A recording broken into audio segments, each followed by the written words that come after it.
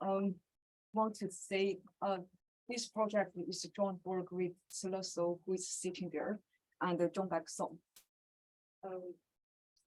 Maybe let me start with a little bit of motivation from a geometric point of view. That is, in geometry, we consider the intersection form for a oriented four-dimensional manifold, which is a specific symmetric bilinear form defined on degree 2 cohomology groups using the cut product between them. The intersection form contains a lot of useful information for the manifold. For example, Friedman used the intersection form to classify certain class of four-dimensional manifolds. For us, we may consider a large class of spaces, for example, four-dimensional orbifold or any four-dimensional CW complex, and reformulate the intersection form in terms of matrix in the following way. So, for example, if we choose a basis at degree 2 cohomology and a generator at degree 4, in that case, we can get the cut product between these degree 2 basis elements, and if we take cut product among these basis elements, then we will get certain coefficients in terms of this generator way. So in that case, we get a matrix, n by n symmetric matrix. Natural question is, pick up your favorite four-dimensional space. How do you compute this matrix? Okay. So in our talk, we focus on the so-called toric orbifold. By a toric orbifold, we mean, first of all, it is a compact orbifold. So by an orbifold, let me remind you that an orbifold, if we look at an orbifold locally, it looks like quotient space given by a Euclidean space modular finite group action. And when we say toric orbifold, we mean we have a orbifold and we allow a torus acting on it, and such that the quotient space is a simple polytope. And here the torus, we consider it is a compact torus. A result due to Davis and Januszkiewicz shows that a toric orbifold indeed can be constructed from the orbit space, that is the simple polytope and the acting torus. So to introduce that construction, let me first set up several notations. So first of all, the P is a simple polytope. Let's say the dimension is D, and I'm using the curly FP to denote the set of facets of P. By facets, I mean the codimension is 1. And I also need a function that send each facet of P to a vector in the lattice ZD. And this function satisfies certain linear independent condition, which we call the characteristic function. And for every phase of the P, buying P to be a simple, so every phase of the P can be written as the intersection of several facets. So in that case, we write TF to be the subtorus of TP generated by this vector defined by this characteristic function. So in that case, Davis and Januszkiewicz showed that a toric orbifold indeed is a quotient space given by the P cross TP modular several equivalent relation. So so for example, xt is equivalent to x prime t prime if and only if the first coordinate is equal and the t inverse t prime belongs to the subtorus TF. Here F is the first is the unique phase such that X lies in relative interior. So here is a picture. Hope it helps you to give a feeling of what a four-dimensional orbifold is. so in the two-dimensional case, for example, we are given any polygon of a simple polytope P, and we can understand P cross T2 in terms that to each of the point of the polygon, we can attach it with a two-dimensional torus. So the dimension of the torus equals to the dimension of the simple polytope P. Then for the polygon case, each edge is a facet of the polygon, and each edge we assign it to a vector in Z2. So then we use the rule to quotient out this P cross T2, end up with this quotient space. For example, if the X is in the interior of polygon, we will not quotient out any torus. If the P lies in the interior of the edge, we will quotient out the torus T2 by a one-dimensional circle group inside. So the remaining part will be looks like a one-dimensional circle group again. If the point lies in the vertex, so then we will quotient out the whole torus. So P cross T2 tilde really looks like the picture like this, and you can extend any pentagon to any polygon you like. So this is give you a hope. This is help to give you a feeling what a four-dimensional toric orbifold. Okay. So it is so for computing the cohomology structure of an orbifold in the following two cases, we know the ring structure very well. So first, if the coefficient is over rational, secondly, when the orbifold is a manifold, in that case, it was proved that the equivalent cohomology of this toric orbifold manifold is isomorphic to the Stanley-Ramsden ring associated with this simple polytope, and you can also express the cohomology ring of the space to be isomorphic to the Stanley-Ramsden ring modular and ideal, and remember this ideal is generated by certain linear element inside this Stanley-Ramsden ring, and the generators of J are completely determined by the characteristic function lambda. Okay. So for the general case, if we ask for any general toric orbifold, the known results are obtained by assuming the order degrees of this orbifold vanishing. So here we consider integer coefficient. So for example, in 1973, Kawasaki computed the case for weighted projective space, and then later on, if we assuming the order degree cohomology vanish, we can show the cohomology of the toric orbifold is isomorphic to the equivalent cohomology with a tensor product with the integer the ring of the integer over this ring. So this formula told us if we want to understand the cohomology of toric orbifold, it is enough to understand the equivalent cohomology, right? So later on, there's a formulation of this equivalent cohomology ring is isomorphic to certain subring of Stanley-Ramsden ring, and then by the result of Frank's proof, we show that the cohomology of this toric orbifold is isomorphic to the equivalent ring over certain ideal generated by elements in this weighted Stanley-Ramsden ring. Again, the generators for this ideal J is again determined by this lambda function.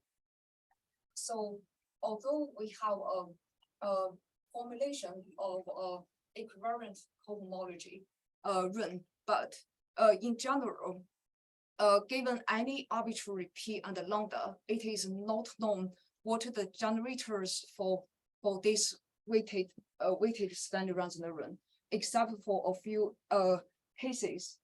So let me see an example to go through the result I have been said. So first of all, if we think of this polytope to be a triangle, if I send each edge, so E1 to a vector AB and E2 to 1, 0 and E3 to 0, 1 in this characteristic function, in that case, the associated standard random run with a triangle is a quotient run given by the polynomial run that x1, x2, x3 modular the ideal generated x1, x2, x3. So here, each of the generator xi corresponding to each facet of the triangle, and the generator for defining the standard random run corresponding to whenever the intersection of the corresponding facet is empty. So for example, if we look at the triangle, only the intersection of E1, E2, E3 is empty. So that's why we only got a generator x1, x2, x3. And moreover, it is computed that ABX1 is from the standard random run is an element in the weighted standard random run, and x2, x3 is also lies in the weighted standard random run. And after modular this ideal J, this quotient run is isomorphic to that ZW and Z modular another ideal. And this ideal is a description to tell you how the product structure of W and Z is. So here I'm using the notation bracket ABXI to denote they are element in weighted standard random run after modular this quotient ideal J. You see, okay. So I'm interested in the four-dimensional case, especially for the car product structure for this four-dimensional toric orbifold. Indeed, the cohomology groups of this four-dimensional toric orbifold has been known for a while. So if I say I'm writing XP lambda to denote a four-dimensional toric orbifold associated with an n+2 polygon, such that each of the edge is associated with a primitive vector AI, BI, let's say. In that case, the cohomology groups is already known. And in particular, the second cohomology groups is of rank n, and the third cohomology groups is a torsion group. And this torsion element R equals to all the GCD from AI BJ minus AJBR, that corresponding to the determinant from each of the edge, ith edge and the jth edge. Okay.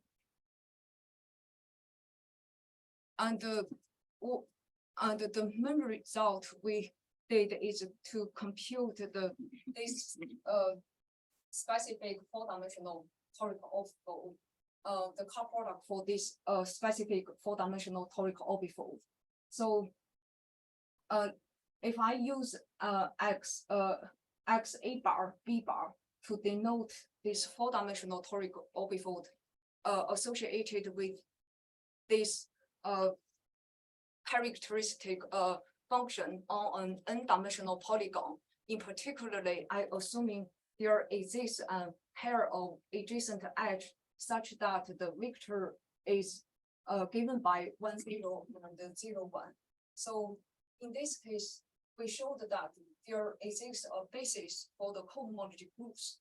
The one is the degree 0 generator, U1 dot dot dot until UN are degree 2 basis element, and V is degree 4. And we show that there exists such basis element such that the car product of UI and UJ equals to AI BJ V. So that's our main result. So here's a direct application of our result is previously we considered that if a toric orbifold, four-dimensional toric orbifold, suppose the cohomology has no true portion, then the cohomology rule can classify the space up to homotopy type. So basically two toric orbifolds that without any two torsion, they are homotopy equivalent if and only if their cohomology rings are isomorphic. So the space we are considered they are torsion free so that they have no two torsion. And because we compute the car product ring structure, we can rewrite the ring structure in terms of these matrices. So these two spaces are homotopy equivalent if and only if the associated car product matrix are congruent over the integers. So that's a direct application. So for the remaining time, I would like to talk about some ideas in the proof. So first of all, there's some topological interpretation to understand this orbifold X A bar B bar. That is, we can understand up to homotopy equivalence. This orbifold is a mapping cone from some map from S3 to a wedge of two-dimensional sphere. To understand this, let's take a polygon, for instance, and because we assuming there exists a pair of adjacent edges such that the characteristic vectors are 1, 0 and 0, 1, we just pick up this vertex where these two edges meet, and consider a line segment nearby this vertex. Okay, so if we can starting this vertex, we n plus 2 to this L, we can draw several reeds, and these reeds will meet to the red colored edges of this polygon. Okay, and this is the quotient space of our orbifold. If we take the pre-image of this orbifold, the red edges, each of the red edges gives us an S2 in the orbifold space, and the pre-image of this L line segment gives us S3. If we let the L approaching retracts to the L, then this realizes a map from S3 to wedge of these edge tools. And if we include this vertex back to this polygon, this realize our orbifold is the mapping cone of a four-dimensional orbifold. Once we have this mapping cone, we can take the non-exact sequence of the cohomology groups associated to this mapping cone structure. So that gives us a basis for degree 2 cohomology groups. We call it cellular basis. Let's say U1 to UN, and each of the UI is due to the ith copy two-dimensional sphere, and the V is a degree 4 generator that comes from the four-dimensional cell, and also a classical result from homotopy theory called Hilton-Milner result told us up to homotopy equivalence, this map can be written as a certain linear combinations of white-hat product and some hopeful maps. And there's a nice relation between the coefficients appears to these maps, and the car product coefficients appears for the car products among these cellular bases. So Cij describing the homotopy type of the F, and the Cij describe the car product of this UI and the UG, they are agreeing with each other. And similarly, this coefficient Ci describing car product UI and the UI will agree with the coefficient describing this hopeful map.